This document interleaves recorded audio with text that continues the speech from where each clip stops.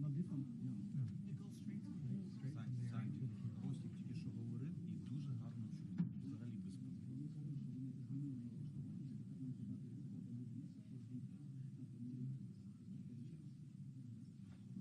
Коли він тільки що говорив, все нормально. It's absolutely okay. So I'm trying to figure out what he had to do now. He's done. All he had to do was plug the cable into his camera. Okay. Line, level, left his cable over there. Yeah, he can run through. He has a cable over there. That's what I'm saying. The problem is that he don't care anything much.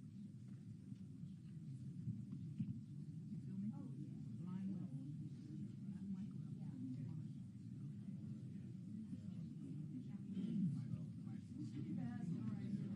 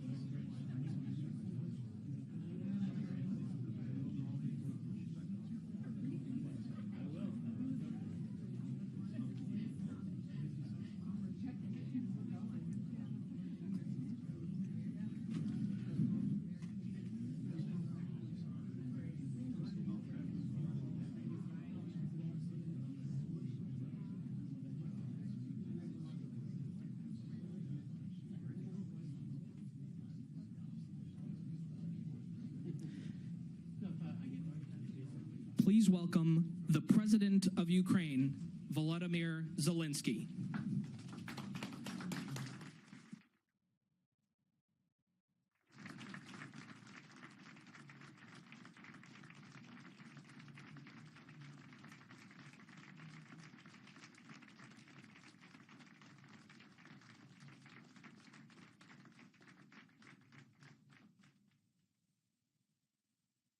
Please welcome to the stage, Director of the Ronald Reagan Institute, Mr. Roger Zakheim.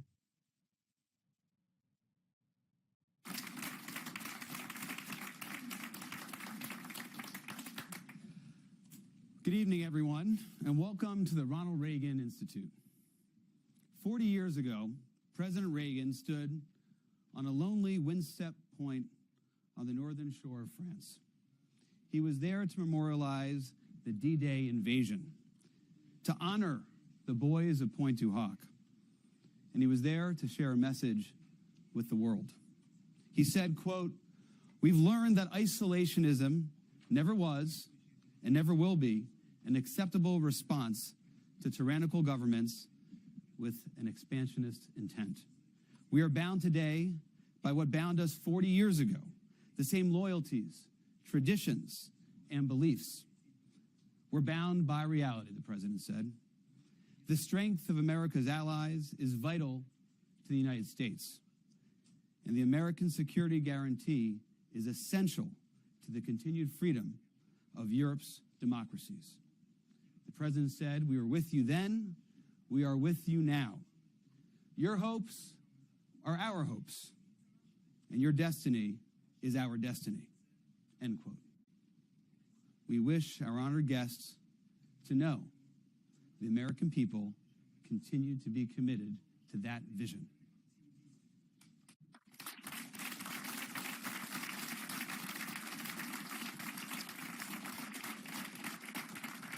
I'd like to recognize our guest of honor, President Zelenskyy. We are humbled to have you here during this very consequential week in Washington, D.C.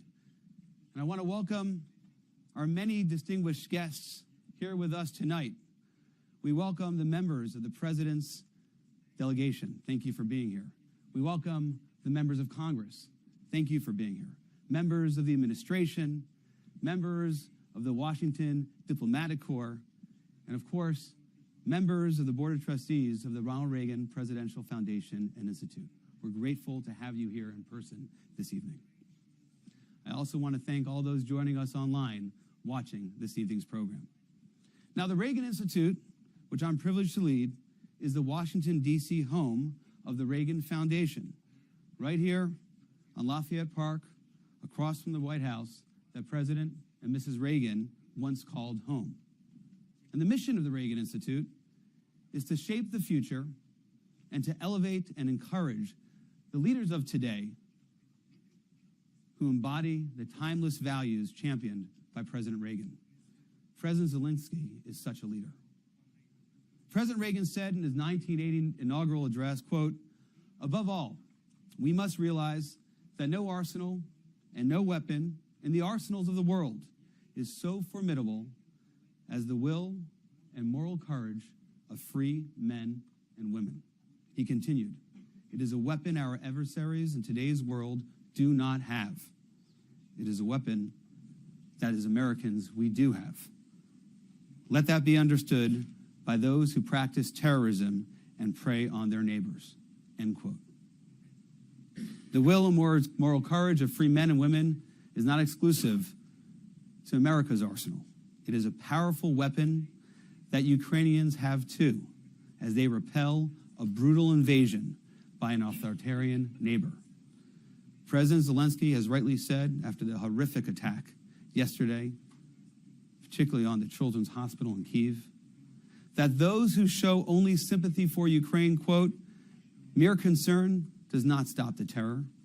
Condolences are not a weapon." Now that is something Leader McConnell understands well. From the beginning of this awful war, he has been a crucial figure in ensuring that America provides security assistance to Ukraine. Countless times, he has taken up the cause of Ukraine's defense on the Senate floor, even when it was politically difficult to do so. Leader McConnell, thank you for continuing to demonstrate the kind of leadership that President Reagan knew was essential to the future of democracy itself. Ladies and gentlemen, join me in welcoming the Senate Republican leader, Mitch McConnell.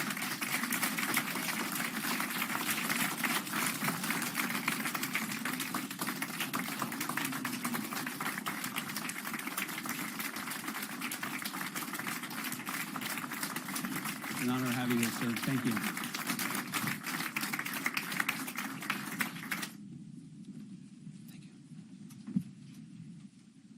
Well, thank you very much. Good to see you again, Mr. President, and we'll see you again tomorrow. One thing that was not mentioned that I thought I'd start with is that I've been around forever. And you probably wonder what my big first break in politics was. It was my internship with Henry Clay.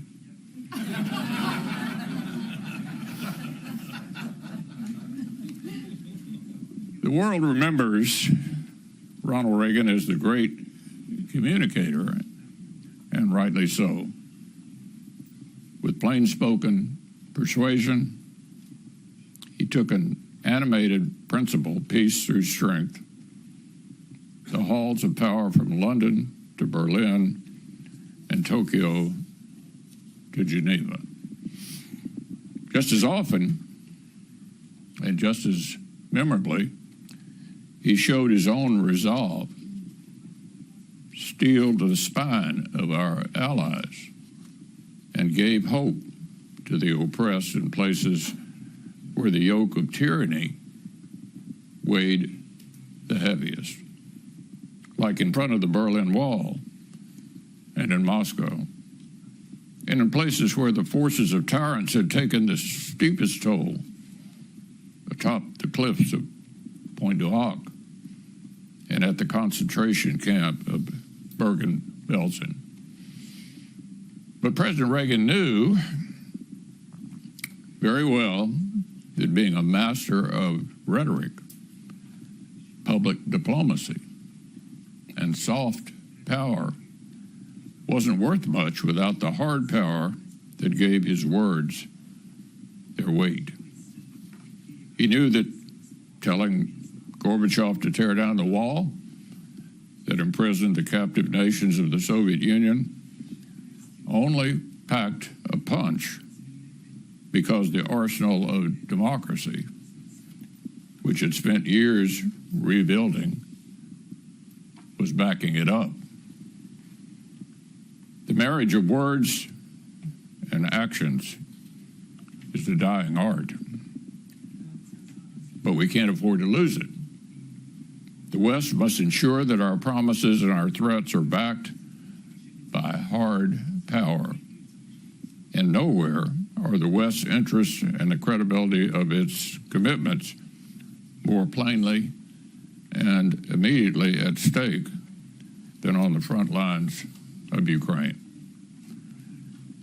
I'm honored that President Zelenskyy is with us this evening. For more than 2 years, the people of Ukraine have backed words of defiance with acts of tremendous courage. I got to meet him the first time in Kyiv about 2 months after the invasion. And he has been an inspiration not only to the Ukrainian people, but to us as well. It's not difficult to imagine what President Reagan would have thought about a democratic nation whose sovereignty his actions helped secure, facing the sharp edge of Russian aggression yet again. It's no mystery where he would have stood while a proud nation gave its sons and daughters to beat back neo-Soviet imperialism, asking only that America and the West have its back. Our 40th president understood the hopes of nations struggling to join the American-led order of democracy and self-determination.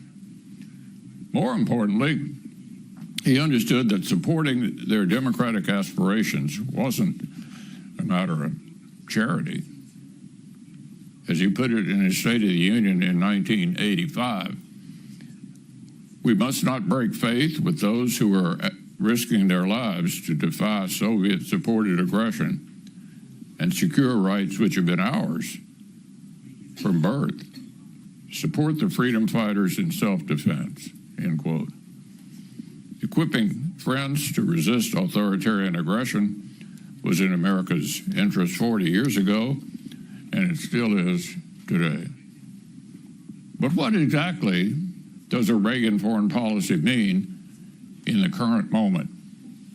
What does the call to peace through strength require of us in the face of revanchist powers, rogue states, and rabid proxies? I would suggest that first we ought to focus on the places where freedom, where peace is threatened the most, and recognize their most urgent needs. Our friends on the front lines of authoritarian aggression and terrorist savagery don't need hand-wringing hesitation or second-guessing. They need the tools to defend themselves, to impose costs on their aggressors, and to negotiate from positions of strength. Slow-walking aid to Ukraine didn't stave off further Russian escalation. It only guaranteed that this terrible conflict will be longer and bloodier. Considering further assistance will weaken Ukraine's hand and risk emboldening the very tyrant we hope to defeat. By the same token, micromanaging Israel's defense strategy doesn't lessen the costs of war for innocent civilians there. It just shields the terrorists responsible for justice. Our friends in Israel and Ukraine are fighting existential wars of survival. Their enemies are working together to weaken the American-led order. The security of the free world will either be strengthened by our friends' victory or weakened by their defeat. They deserve our support. This is Reagan 101. Of course, Reagan's aggression in Europe and Iran-backed terror in the Middle East aren't isolated events. They're only the most glaring signs of the rising tide that threatens American leadership and the prevailing order it has underpinned for 3/4 of a century. The threats facing the West today are generational. Deterring and defeating them requires long-range vision and long-term commitment. We must be willing to outcompete and outlast our adversaries. These are the challenges that President Reagan would no doubt find quite familiar. Today, our European allies are recommitting themselves to meeting the demands of collective defense. But returning from their holiday from history to support Ukraine is not enough. It's not enough to focus on a single point of the axis arrayed against us. It's not enough to limit long overdue defense investments to one-off special funds. The success of the NATO alliance and of the American-led order is premised on collective defense. To a degree that some of our allies still haven't grasped, European commitment is essential. And sharing the burden of global challenges means sustaining serious investments in higher levels of military readiness. Credibility, capability, and capacity can't be surged on a moment's notice. They can be purchased at the corner store. They can't be purchased at the corner store. They must be honed and preserved over a lengthy period of time. NATO members must also recognize that the connected threats to our shared interests extend far beyond European borders. Our allies and partners from the Indo-Pacific have traveled to Washington this week because they see these connections clearly. Because the outcome of Russia's war in Ukraine matters to them. Likewise, European allies need to recognize how the growing threat China poses to our partners in Asia matters to them as well. Territorial integrity, sovereignty, freedom of navigation. These are not just abstract principles. They're the same core interests that guided President Reagan's leadership. And they're being challenged today all over the world by Russia, China, and Iran.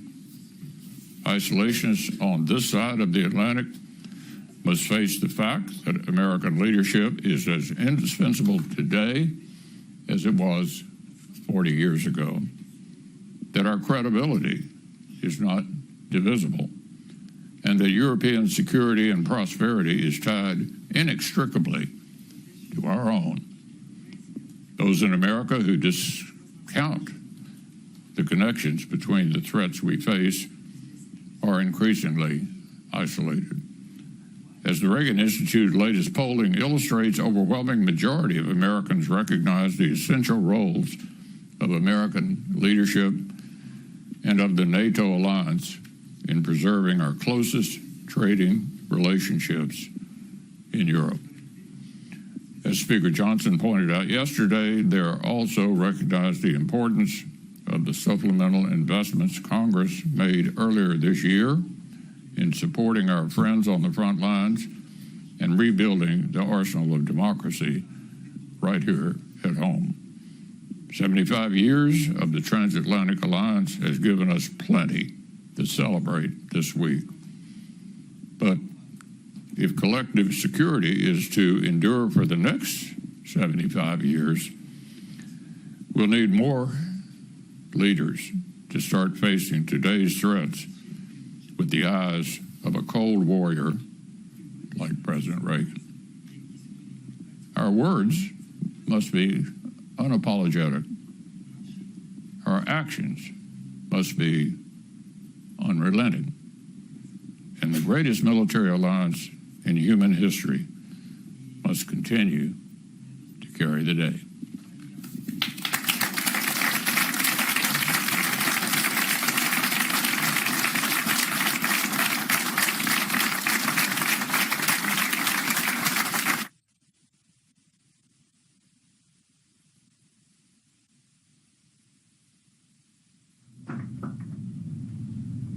Please welcome to the stage Chairman of the Board of Trustees of the Ronald Reagan Presidential Foundation and Institute, Mr. Fred Ryan.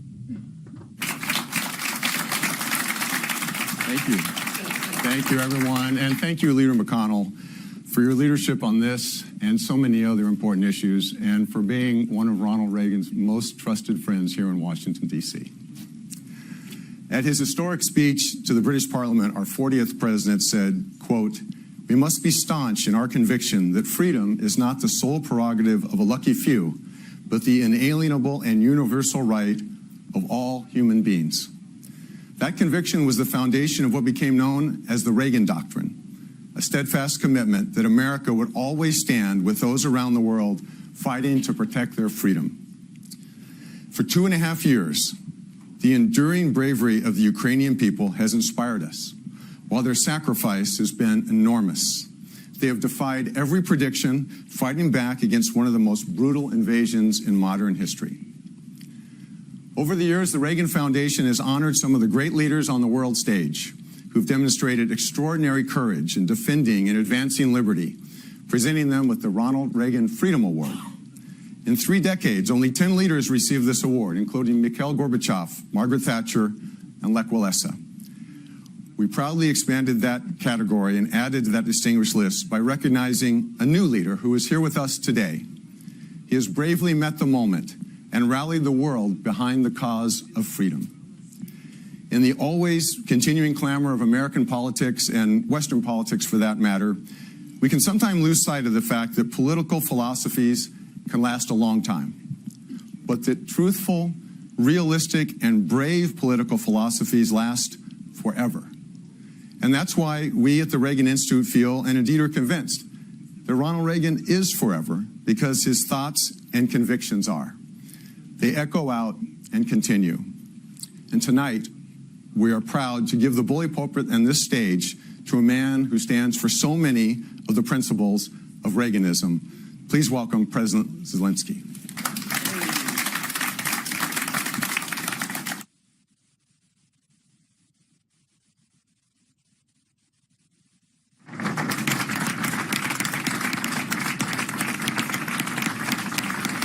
Thank you very much. Thank you so much. Thank you, first of all, for the invitation. Thank you very much, dear ladies and gentlemen. Mr. Ryan, thank you for your kind introduction. Mr. McConnell, I'm grateful for your firmness in defending freedom and for your visits to Ukraine to see how important it is to win now, to prevail over the Russian war and terror, to win so that the words said in the 20th century remain valid and relevant today. Strategy for peace has always been simple. Be strong enough, be determined enough so that no adversary would think even for a moment that war might pay. These are the words of Ronald Reagan. And he said this in 1988 about NATO's strategy.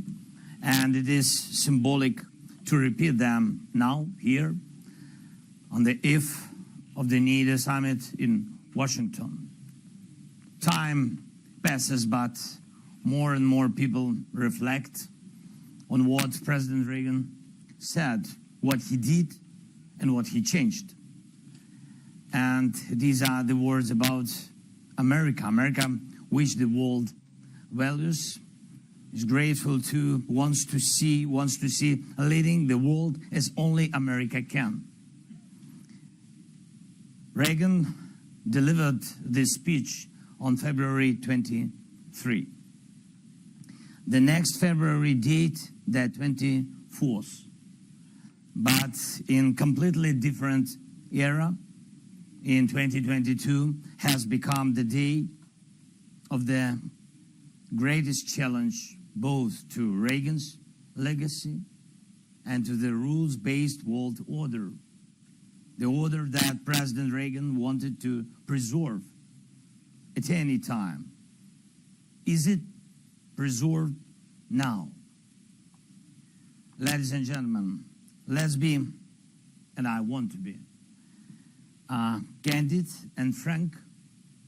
Now everyone is waiting for November. Americans are waiting for November in Europe, Middle East, in the Pacific. The whole world is looking to autumn, looking to November. And truly speaking, Putin awaits November too, but killing and destroying to get ready, to be ready for everything what November might bring. Even the anniversary NATO summit, which should become a top event, does not indeed look strong in the media in contrast to what is expected from November. It seems that people do not even notice that NATO has expanded by 2 new countries at once. And this is a historic event, but it is in the shadows of another story. It's time to step out of the shadows, to make strong decisions work, to act and not to wait for November or any other month to this end. We must be strong and uncompromising all together. And first of all, America. And first of all, the leaders of America. And the President of the United States as a leader of the free world. To be uncompromising in defending democracy. Uncompromising against Putin and his coterie. Uncompromising to every possible terror. exactly what all Ukrainians were on the 24th of February 2022. Millions of the people of the world and millions of Americans, exactly what President Biden and the Congress were on the 24th of February. I'm okay. Thank you. And when Putin decided to break everything dear to us, we all acted as one. We didn't wait a single day and even minute. We were surviving every day, and we did survive. Then the world saw that Putin could lose, and democracy can win even when it seemed impossible. Then what happened now? When did it step into the shadows? When did one start thinking that it's better to delay than act? That partial solutions are better than victory? And when it started to appear that to defend freedom is allegedly unsafe, and that to put Putin in place for blackmailing the whole world is allegedly unprofitable. When and why did it happen? The world can't be secure without America. America cannot be a leader and a world dream maker without caring for world affairs. America should not shy away from its strengths. It is America that keeps the freedom for the world. That's why the world values America, America which acts. Ladies and gentlemen, it has been 35 years since President Reagan left the White House, but we still return to his words and his actions. And this is what was imprinted in world history, in the experience that was gained then and still helps us today. And even in the speeches we look back on, the power of Reagan's words came from what America did and how correctly America used time. As a result, in our European history and in US history, Reagan means hope. And he still does. And he had it. And now we all need exactly this. Leadership that does not wait for any Novembers, but acts now, acts every day strongly so that life wins. And so that our enemies, such as Putin, fear our actions. A few examples for you. In May, June, we achieved an important victory. We stopped the Russian advance on Kharkiv, the second largest Ukrainian city, located very close to the Russian border.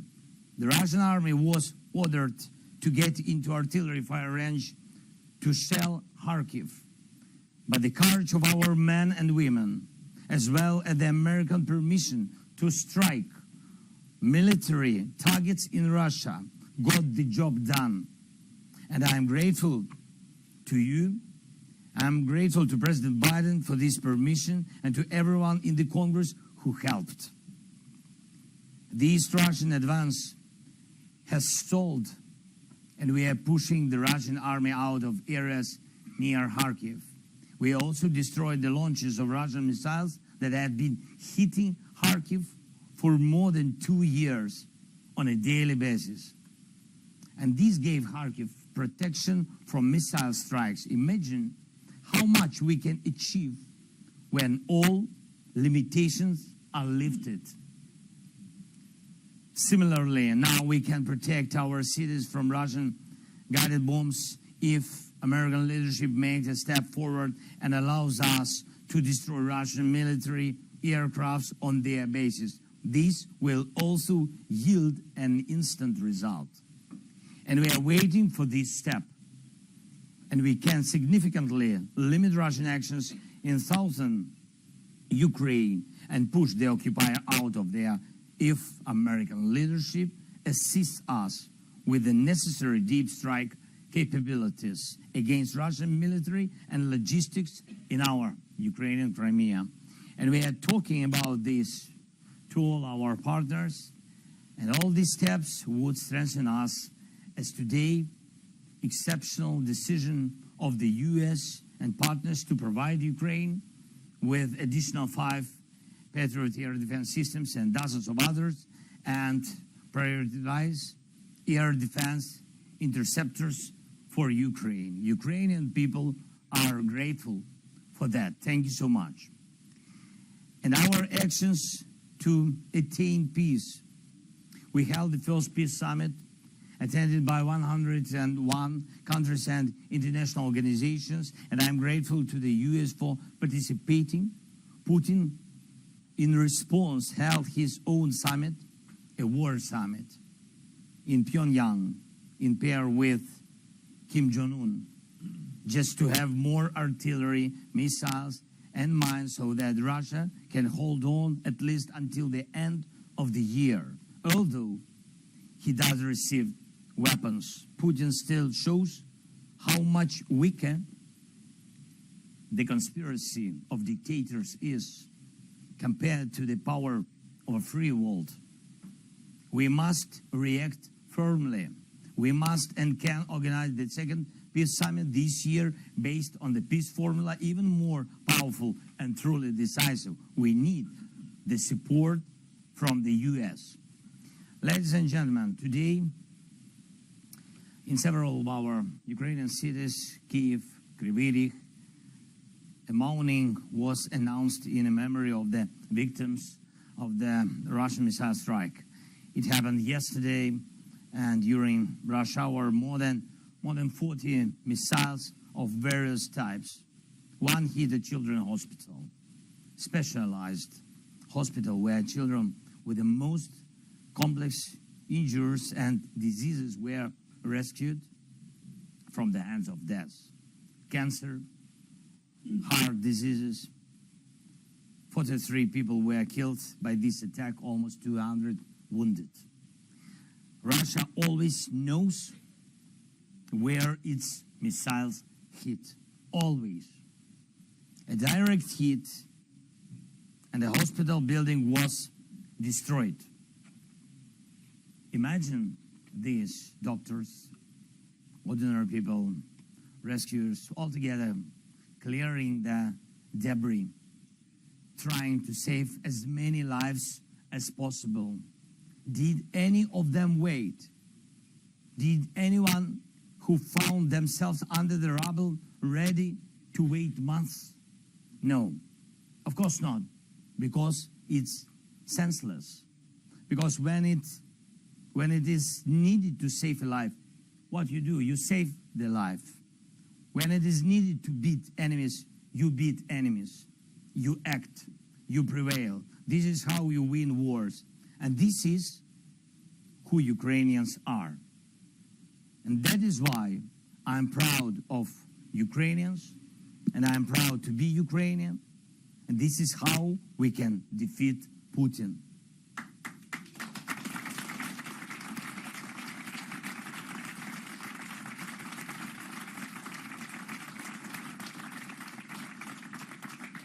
How much longer can Putin last?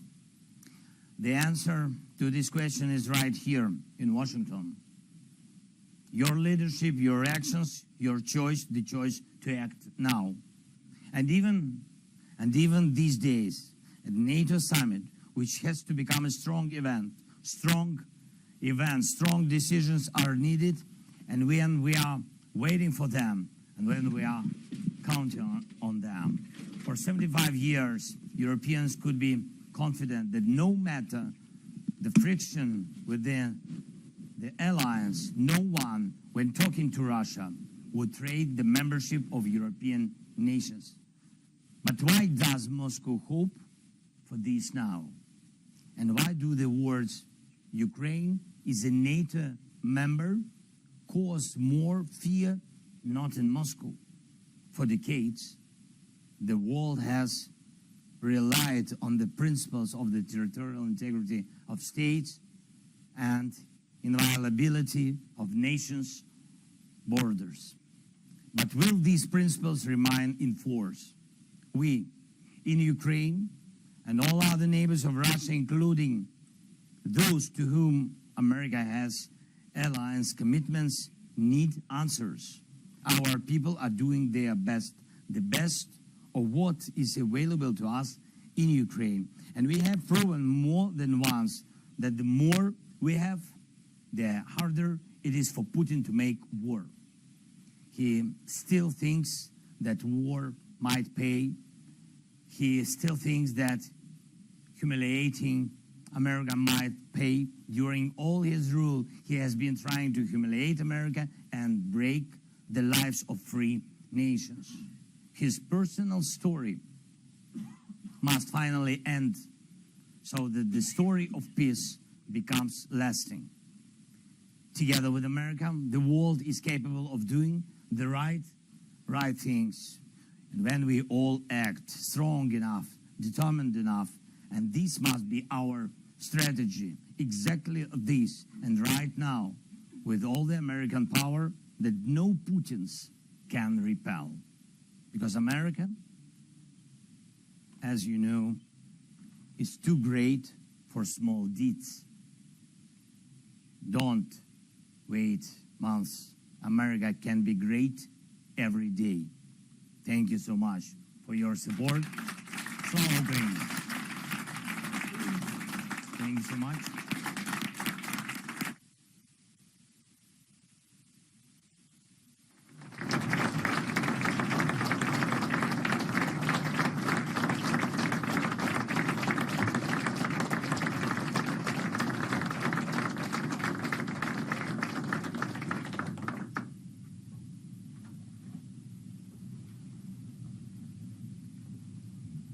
Please welcome to the stage Mr. Brett Baier of Fox News.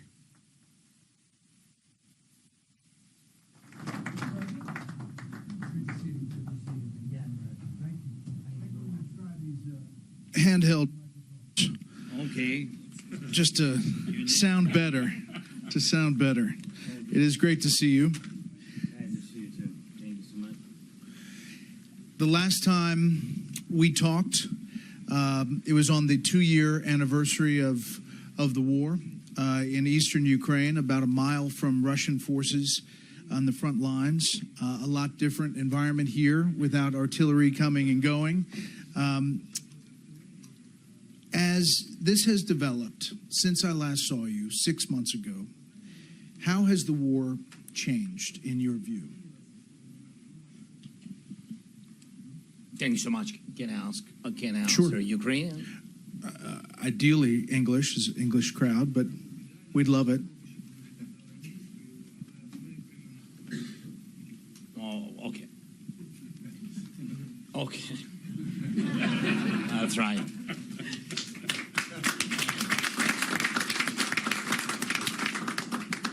Thank you so much. As I said already, that in Kharkiv, it was a very difficult situation.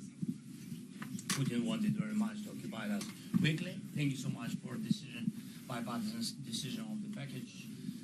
And it was it was very important for us, this package in Congress, to equip our brigades. But always we have this challenge that from the moment of decision to the moment of equipment, you need much time. And of course, Putin understood and understands. So he has this information. He wanted to use this pause in more than half a year pause in Congress with decision. That's why he wanted to occupy quickly Kharkiv, where 1,500,000 people live now, very near to the border, but they live. And he attacks them each day because he wants to make a chaos there and push people to run out. That is the goal for him. He did it at the very beginning of the war. He did it. He tried to do it with a capital, and people stood strong. That's why we saved our capital, I think, in our country. And so So he tried, coming back to your question, so he tried to occupy Kharkiv. We lost some villages which are through the border, our border, but people, God bless, people have been saved, and we took people away, and all people, pensioners, different people. I mean, that's because you know that he's not looking like yesterday, the day before yesterday, he attacked, and it doesn't matter for him whom to kill, soldier or a child, civilians, doesn't matter. That's why, of course, we moved people from these villages, and he didn't have success. God bless and help, and also our soldiers, of course, first of all, our heroic guys, so we stopped them. He couldn't do, he lost a lot of people. I'm speaking about thousands, dozens, thousands of people. So the price of this operation for him was very high. So that is what been changed after our last meeting. Yes. And on the east, situation is difficult. We're still waiting for some equipment to equip brigades. So as I said, really, it's not a secret. We have 14th Brigade, which are till now not equipped. Yeah, so that's why we don't use them. But I hope that everything will come, especially after NATO summit. We'll have some additional packages with air defense and etc. So that is situation shortly. You see, maybe in Ukrainian, I can answer shortly. if you want, I like this. This is good. Yeah, I do want to say that we're all really saddened by those devastating attacks, especially on the Children's Hospital in Kyiv. And I can hear in your voice how much it hits you, especially as a father.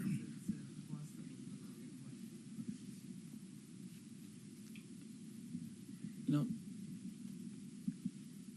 for me, it's, you know, it's always for everybody. I think it's very sensitive. I'm the father. I'm the president. I'm a human. Yeah. So it's so difficult. It's so difficult to lose people. It's so difficult and to lose children. And of course, you know, you see these people. You see parents. And then when their children are dying or dead, so it's you want to kill Putin at this moment. And of course, all of them, all of us, we want it very much, really, because he's not. I think that he's at this moment. Maybe he's drinking something. He's not thinking. For him, it doesn't matter what we know in Ukraine. So the attack was, what is the tragedy? It was not attack on some, you know, military object or something like this, and something was not good with a missile or something. No, the missile was exactly to the hospital. It's not the first time,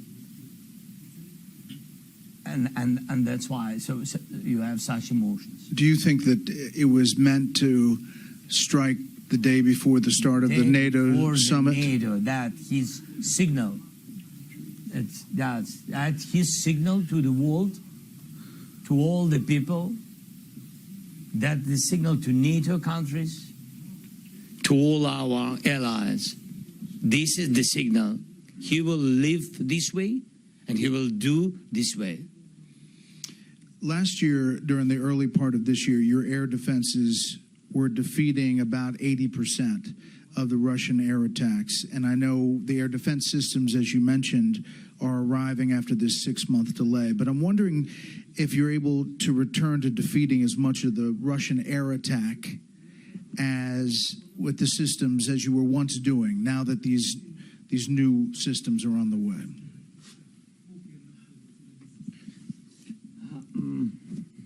So, again, thank you very much for decision of these additional 5 systems of Patriots. They will help. They will help, of course. It's not enough. It's never enough. And you saw the result: attacks on Kiev, on the capital, which been, defended well. So, but you saw that is this is not enough, and it can be enough. And these 5 systems will help a lot, but it will not be enough. Because you know that we have to understand that the Russian army, they learn, they study each day. They are trying to attack systems, to destroy Patriots. They don't have success in it for today, but it's not enough. They use different missiles, different drones, ballistic, etc. So, I mean, that, and we have not also to stay, yes, at the same place. We also have to move, to make strong steps with air defense, different kinds, more than one, and etc. So, yeah, you're hopeful. But let me ask you this. The U.S., though, continues to restrict the U.S. ATACMS from firing at targets inside Russia, and restricting the long-range U.S. HIMARS from firing inside Russia unless an attack is imminent on Kharkiv. Can you just provide the audience here some sense or some understanding of what these restrictions mean for your forces and their challenges as a result to conduct an effective campaign against Russia? Some of these bases, air bases, include the one that launched the attack on the Children's Hospital yesterday. Yes. So, of course, we have permission to use HIMARS through the border, especially on Kharkiv, east and north of the country. Is it enough? Of course not. It's only a little number of those troops and bases which from where Russia uses missiles and from where Russia attacks us each day. For example, if you take the example of Kharkiv, so they use per month 3,500 guided aerial bombs. 3,500. Do we have, of course, can we use Patriots or something similar? For example, yes. But can we? No. Because we don't have so many missiles. And the world doesn't have possibility to use 3,500 missiles of Patriots just to defending. That's why you can't use such weapon against it. How they use these guided bombs? Using jets, where the jets stay on their bases. Do we know these bases? Yes. Do we know all of them? Yes. Would you want to strike them? Yes. But you're not being allowed to. But we can't. But somebody except us have to say yes. Yeah. Yeah.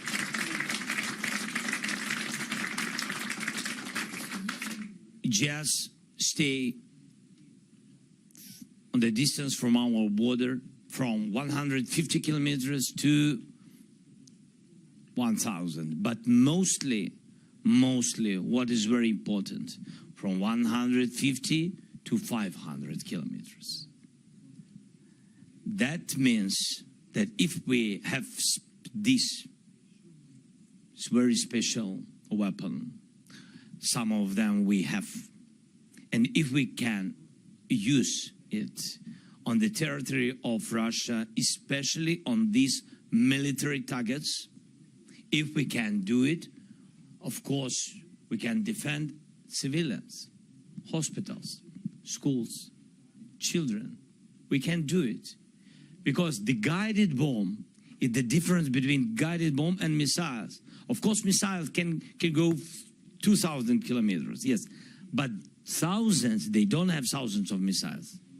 But they have thousands of such guided bombs. And guided bombs, they can use 100 kilometers. That is the answer. If we can use such weapon on the distance to, as I said, from 100 to 500, we can manage this problem, and children will live, will be alive. Are the restrictions also, you can't strike inside Crimea?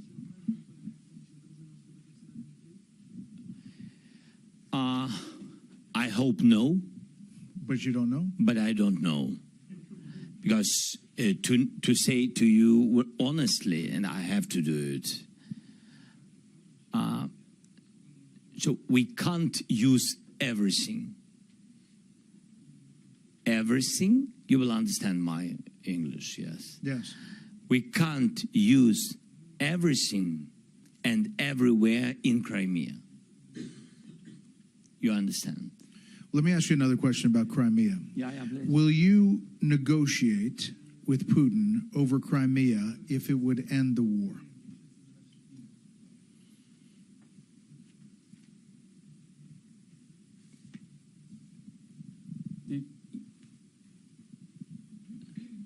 He will never stop. I think he will love this idea very much, because he need pause in this war.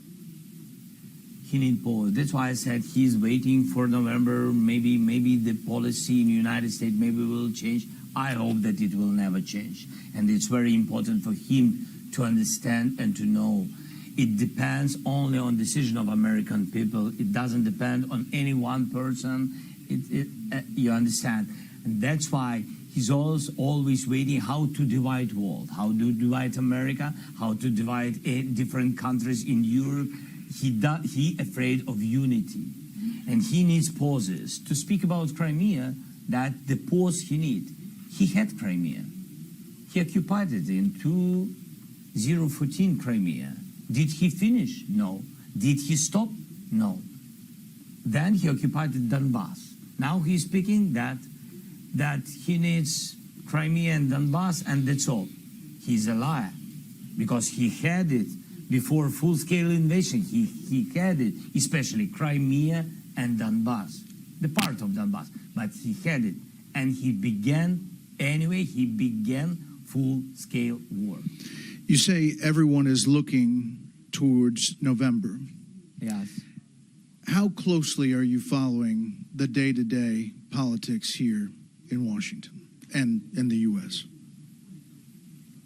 I think sometimes we are closer than you, Brett. I don't know about that. I know, I'm not sure, but we had to do it. We know a lot of things, not everything. Yes, and of course, it's not about any messages to be influential. No, this is the choice of American people, and we respect it, of course. But we are trying to understand what will be, because our people, all the changes in the United States. If they will have one or another direction, if the direction will not change, or if something will change, our people, they're afraid, because you have to know that you are the biggest strategic partner of Ukraine, the biggest the first one who helped us at the very beginning of the war. Because at the very, very beginning, we've been alone, and it was very difficult to us to survive. We did it, and then your help, and after your messages with your help, was very strong message to Europeans. And you joined them, and it was very important. That's why, of course, we have to understand what's going on. Yeah. So, obviously, there's a lot of focus since the last debate on whether you and other leaders have confidence fully in President Biden's mental capability of handling national security crises and the war in Ukraine. I'm not going to ask specifics about that, but I want to turn it to, how do you think Vladimir Putin views President Biden, and how do you think Vladimir Putin views former President Trump? Putin. Yeah.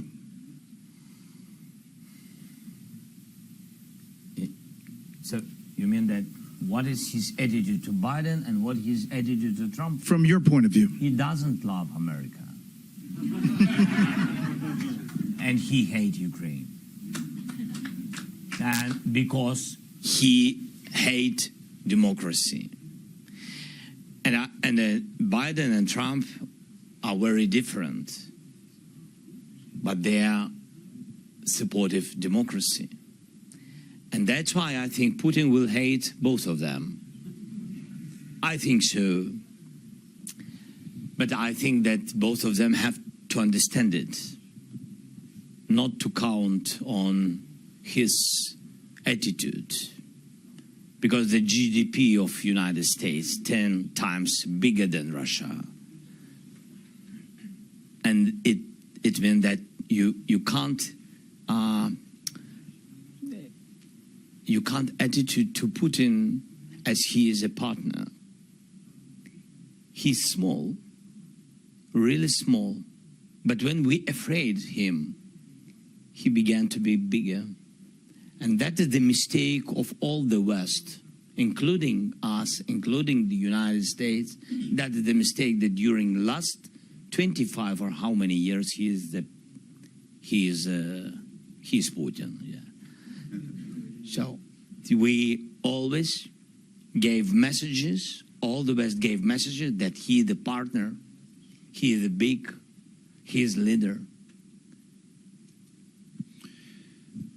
The Biden administration has put restrictions on you as far as what you can do. Are you fearful of a Trump administration and what that means for you in this war?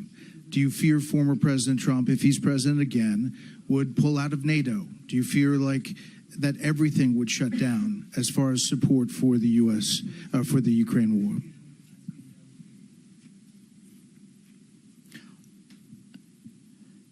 I don't know who will be the president of the United States. Neither do we. Yeah.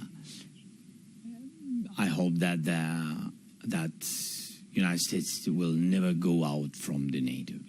Otherwise, the world will lose a lot of countries, because such people like Putin. We will lose small countries which count on America in NATO, American leadership. We will lose Baltic, Poland, and other countries which are very sensitive to this topic. And I hope that United States will never seriously think to go out from NATO. I think so, but it's not my decision. I'm just sharing with you my thoughts. And I hope that if people of America will vote for President Trump, I hope that his policy with Ukraine will not change, and will not change. You don't think he can solve it in one day? I don't know. I don't know very well him. You know, I don't know. I had meetings with him, and we had good meetings when he was the president. But we didn't went. I don't know. Maybe I'm not right in English, but we didn't went through the war with him. And only during the war you have to understand: can you count on somebody or not? Because even me, I had a lot of, in Ukraine, I had a lot of friends. At the very beginning of the war, some of them, we lost some of them.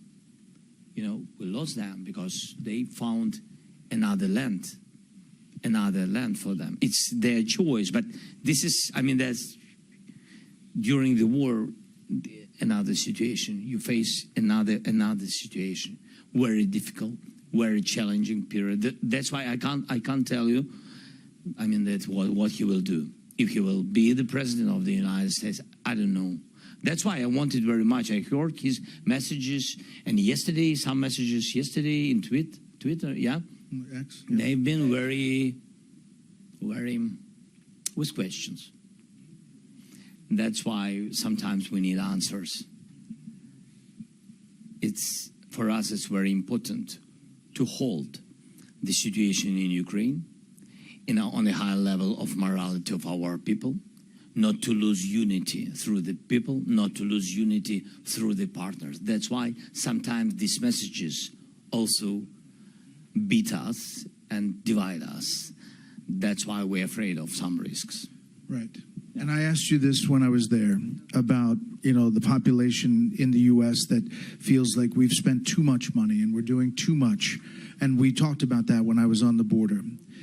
Right now, is the goal still to take back all of Ukraine to the 1991 borders? Is that still the goal today? Or could you see a negotiated settlement that ends this war for you and your people? The best way, of course, after the first peace summit, to organize and prepare the plan and to organize during some months the second summit and have this document and to put Putin by majority of the world, to put him and to push him to stop the war. This is the best way. And when we speak about territories, you have to know that, first of all, of course, we need to save people, nations. And that's why, and of course, we are not NATO members. We don't have such, umbrella. And that's why we need Putin to lose. We don't want him to be on our territory because anyway, it's a frozen conflict. And it will depend on years when he will prepare and come back again with invasion. He will do it. You understand? So, yeah, of course, the Munich agreement didn't work. 1938, a potential agreement you're saying with Putin may not work. The document with Hitler didn't work. Why it has to work second time? I don't know. I think he loves the process. That's the problem. He loves the process, and it doesn't matter what occupied. He loves the process and the process, and this is his history, and he will do it to one country or another, to occupation, with military occupation or political occupation of Belarus, like he did it already, to divide Georgia, and for today to begin, and he really began to change their direction from EU direction again back to Russia. Now he's doing. We love Georgian people very much, and I hope that it will not be this way. It will not finish this way. But he loves this process.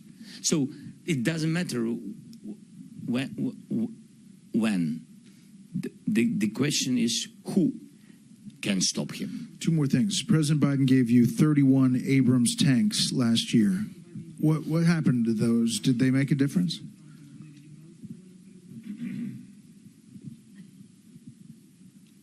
I'm not sure that such number of tanks can change the situation on the battlefield. It doesn't depend on decision of President Biden. He gave a lot of different weapons, which helped, and etc.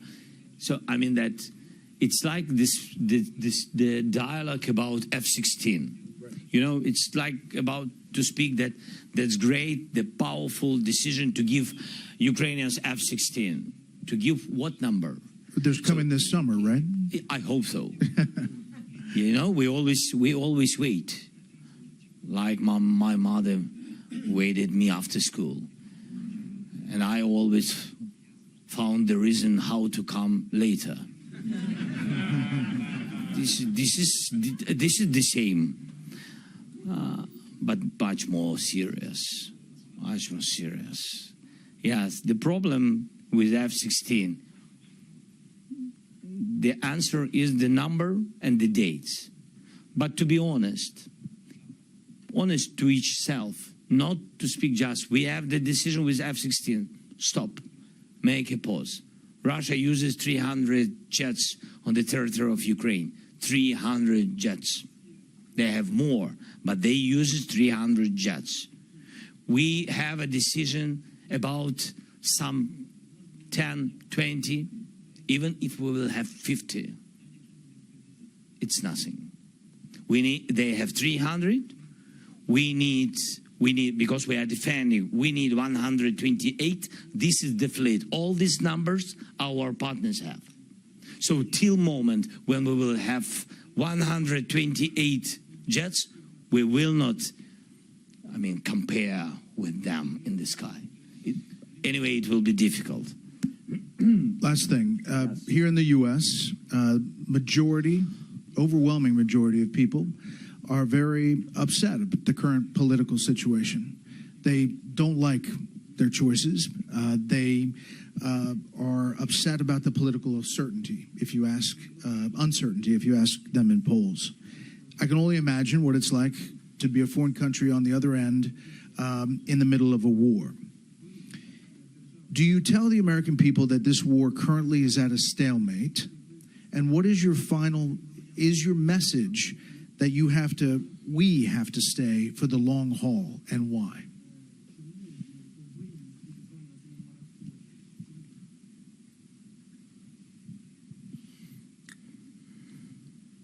This is the long dialogue.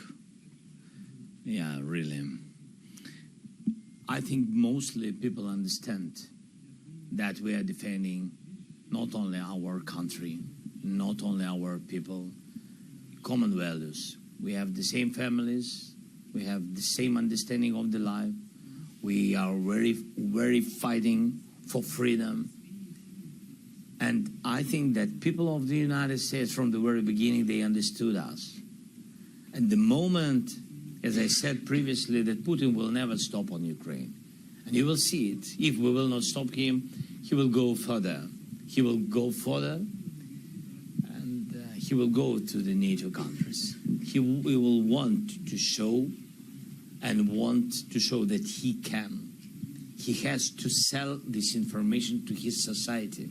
He will go to those countries who are members of NATO, but being the part of the Soviet Union. He will go there, and his ambitions. And after that, the people and soldiers of the United States will go and will defend these countries. And it's tragedy for everybody to lose people's sons and daughters. And that's why I think till the moment Ukraine is strong, all the world pay a low price. I think so. Maybe I'm not right. But who wants to check? I'm not sure that is a good idea. And again, so a lot of, if to be pragmatic, Brad, so during the war, of course, we increased a lot of technological progress, and with cyber, and with drones, with sea drones, and etc. So, United States, when they gave us weapon, they took from us all this, all our knowledge and all this experience. Of course, we shared all these technologies with the United States because we are partners. And I think you've got it.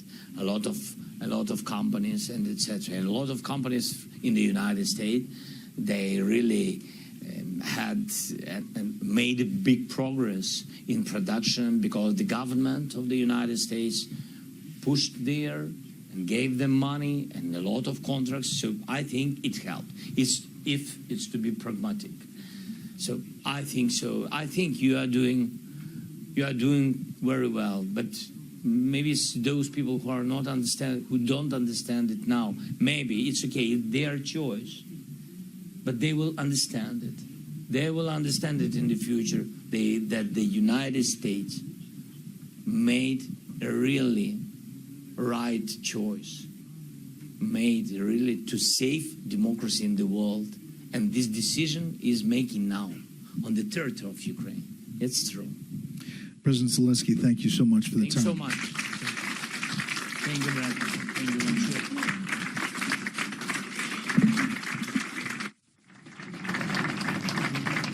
Ladies and gentlemen, please remain seated while our official delegation departs.